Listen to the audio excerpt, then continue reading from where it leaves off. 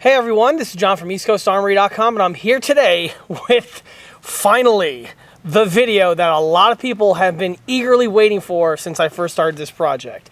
This here is the end of project wrap-up video for the 1/6 scale Armortek King Tiger German heavy tank.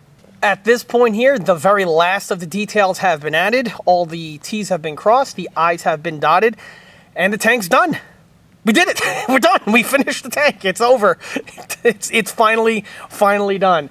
For all those who are stumbling into this video for the first time, first I want to say welcome to the ECA channel, and also this project here has been an ongoing project where I started it at the project start, and I kept on updating and doing update videos all throughout the course of production, all the way to the point that we have it here.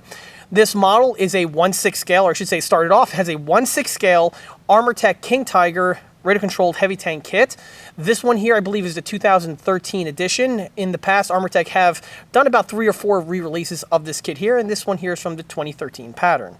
Throughout the course of the model's build, I went ahead and described in depth all of the components that this kit supplies you with, how they differ from the earlier renditions of the previous generations of Armortek King Tiger releases, as well as how I actually built it and upgraded to the condition that we have here. Because this model here is far from being a stock, out-of-the-box Armortek King Tiger.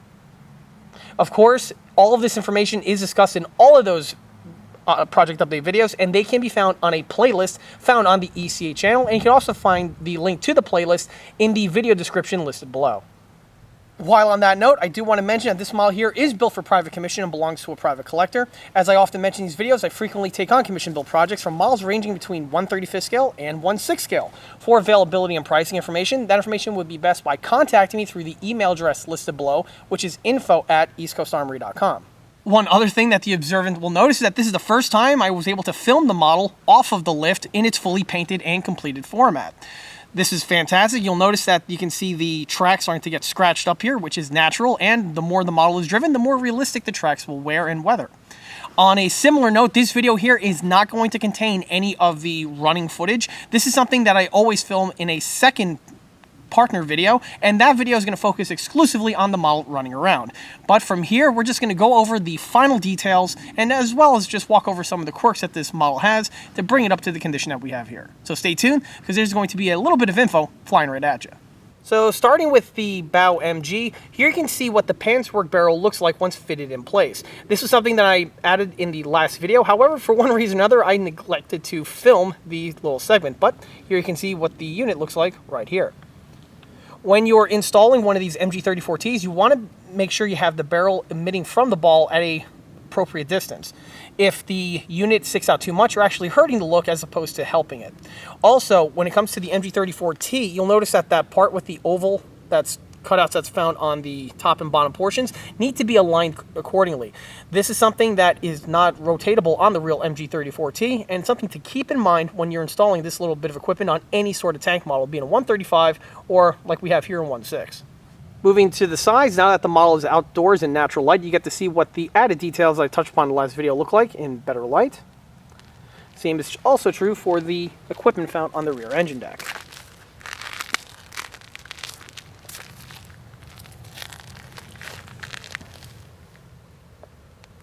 On the topic of the antenna base, like I touched upon before, it is molded out of a rubber material.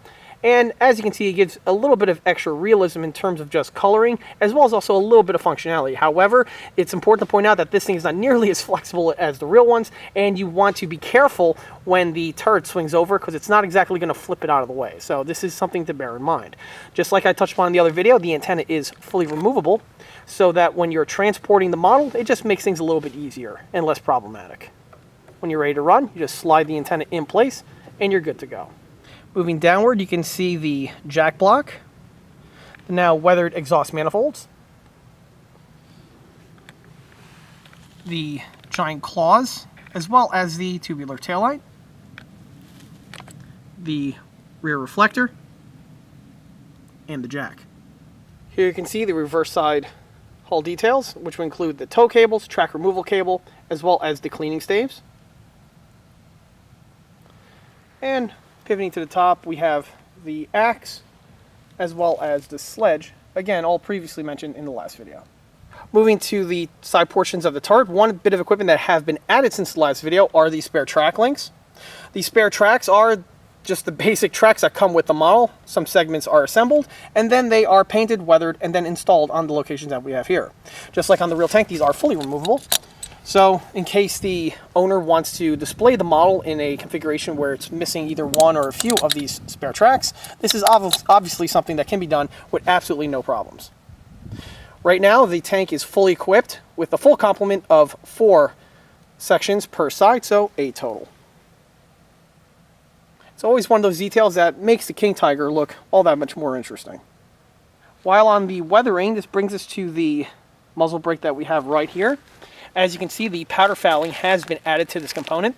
And one thing that I frequently mention in these videos is that a lot of individuals tend to over-weather the fouling on the muzzle brakes. I've seen some examples on some smaller scale builds, and some larger scale ones too, where they have the soot go all the way up to like this portion here of the barrel, and that is just complete fanciful.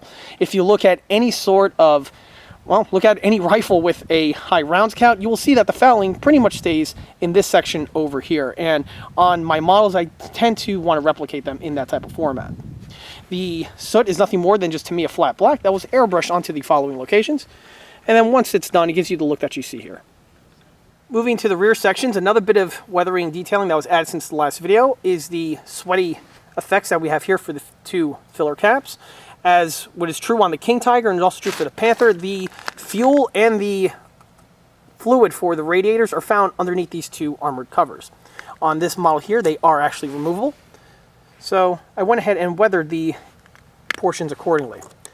You'll notice that I add that little sweaty type weathering detail, which is something that I commonly do on my smaller scale builds, and for this one here, I just simply follow to with a similar technique. The only difference is that on this one, I use the airbrush for both the grime as well as also for that sweaty, oily type effect, while on my smaller scale builds, I tend to utilize a paintbrush. For this one here, I wanted to see if the airbrush would have been a better idea, just because of the larger scale. It just makes the application with the airbrush that much more advantageous compared to something on a smaller scale, which the paintbrush is probably the better way to go.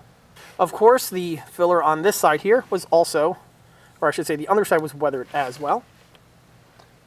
And of course, the model does have full interior engine compartment detailing, which was thoroughly discussed in previous videos.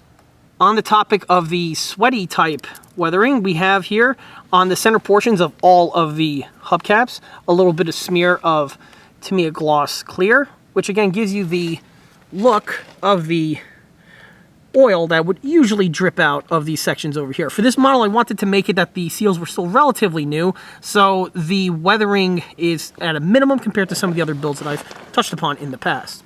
Of course, on the sprocket over here, which was customary, the Zerk fitting, which is right over there, is painted in red, which is something that is basically true to form to the real examples that I've seen. Also, yes, a little bit of sweat weathering was added to that component as well. And that's really all there is to this one. As I touched upon in the last video, the model was like 99.99% completed, so it was just a few more little bits that need to get sprinkled on in order to push it to the edge that we have here.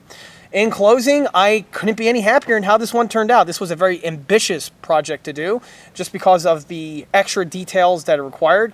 Like, for instance, the engine compartment, which is the first time I've done a King Tiger with an engine bay. This one also required a ton of new detail components to be tooled up and designed.